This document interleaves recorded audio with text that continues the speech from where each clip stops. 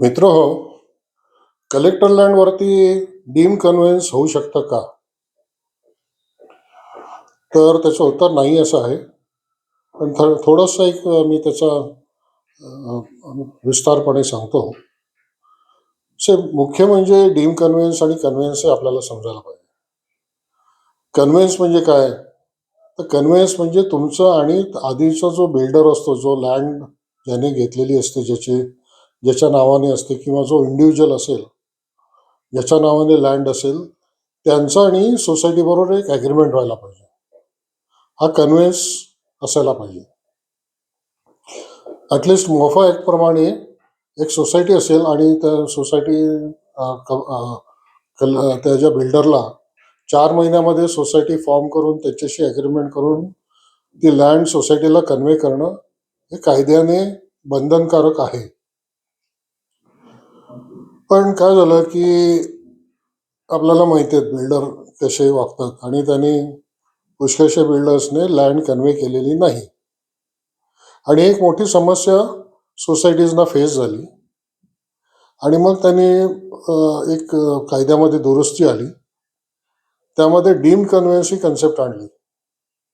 चला बिल्डर नाही देत ना, मग ठीक आहे, गव्हर्नमेंट म्हणतं की मी तुमच्या वतीने साईन करतो, मी एक कॉम्पिटंट ऑथॉरिटी माझ्या वतीने अपॉइंट करतो आणि तो बिल्डर म्हणून साईन करेल एका बाजूला आणि दुसऱ्या बाजूला सोसायटी एक बायर म्हणून साईन करेल किंवा अदर पार्टी म्हणून साईन करेल.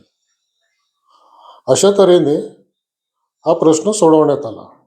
याला डीम कन्व्हेन्स असं म्हटलं गेलं आणि बेसिकली ते कन्व्हेन्स आहे. ॲज पर लॉ तो एक डीम कन्व्हेन्स एक कन्व्हेन्स आहे. तर हे झालं रेग्युलर लँड्स बाबतीत. म्हणजे कायद्याने त्याच्यामध्ये मग ते सगळे. आणि दुसरं म्हणजे काय की याच्यामध्ये तुम्हाला फक्त रजिस्ट्रेशन चार्जेस लागतात आणि स्टॅम्प ड्युटी फारच नॉमिनल असते.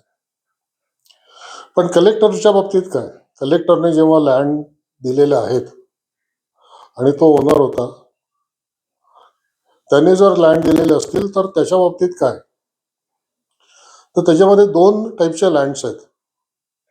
एक म्हणजे कलेक्टरने कोणी इंडिव्हिज्युअलला दिली आहे, नंतर त्या इंडिव्हिज्युअलने बिल्डरला दिली, बिल्डरने तिथे बिल्डिंग बांधली आणि तिथे सोसायटी आली. दुसरं म्हणजे कलेक्टरने डायरेक्ट ग्रँट सोसायटीला दिलेलं आहे. मी पहिलं दुसरं केस घेतो.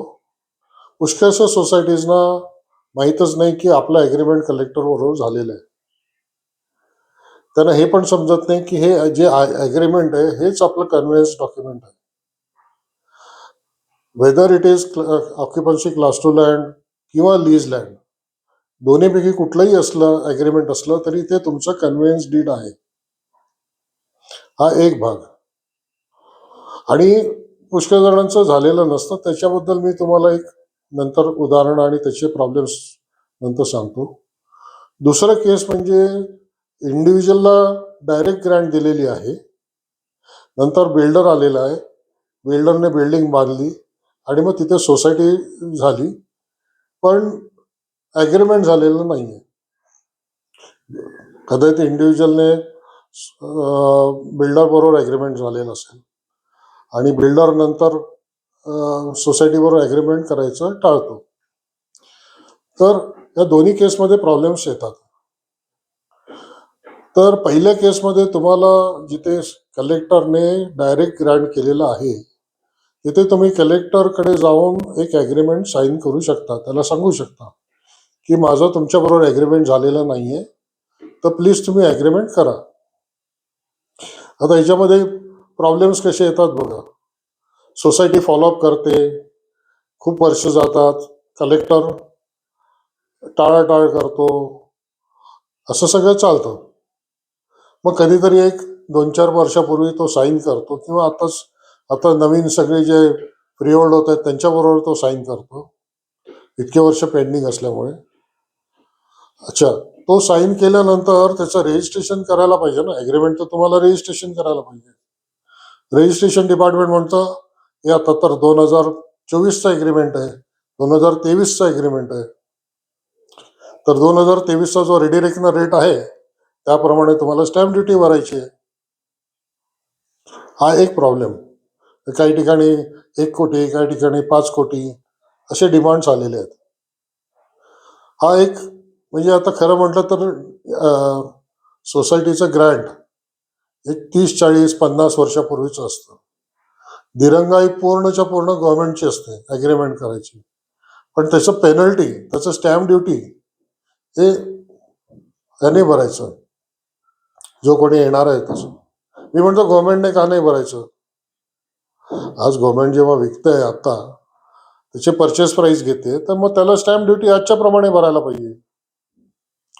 हा एक प्रॉब्लेम झाला आणि हा आपल्याला खूप मोठ्या प्रमाणात आता पुढे येणार आहे आणि आपल्याला त्याच्यावरती काम करावं लागेल.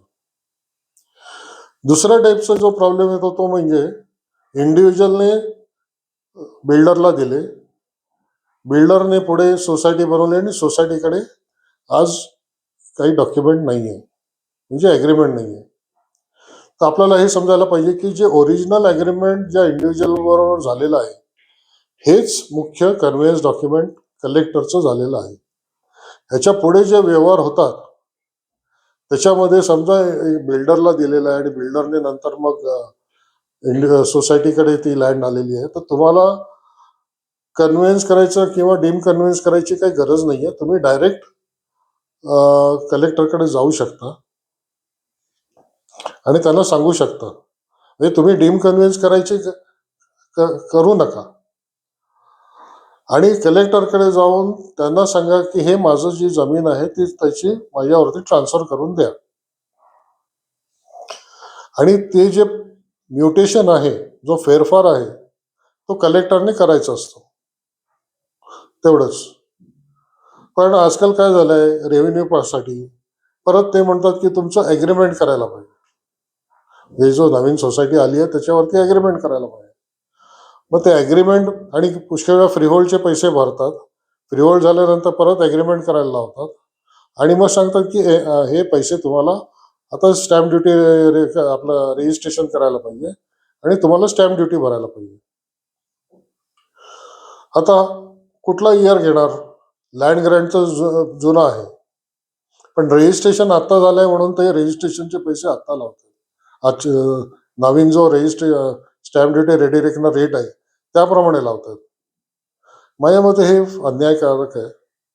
जो बेसिक पर्पज मोफाच्या अंतर्गत जो बनवला गेला की तुम्ही लँड दिलेली आहे आणि त्याच्यावरती तुमचं ट्रान्सफर झालेलं नाही आहे, तुमच्या नावाने जमीन झालेली नाही आहे, हे मोफाच्या अंतर्गत जे काय म्हणतात तो एक प्रोग्रेसिव्ह लॉ म्हणतो आपण, जे लोकांवरती त्रास सहन होऊ नये म्हणून केलेला असतो. त्याच्यामध्ये ॲक्च्युअल नॉन जे गव्हर्नमेंट असतील म्हणजे प्रायव्हेट इंडिव्हिज्युअलचा जो ग्रँट असेल, प्रायव्हेट इंडिव्हिज्युअलचा जो ट्रान्सफर असेल टू सोसायटी, त्याच्यावरती स्टॅम्प ड्युटी लावला जात नाही.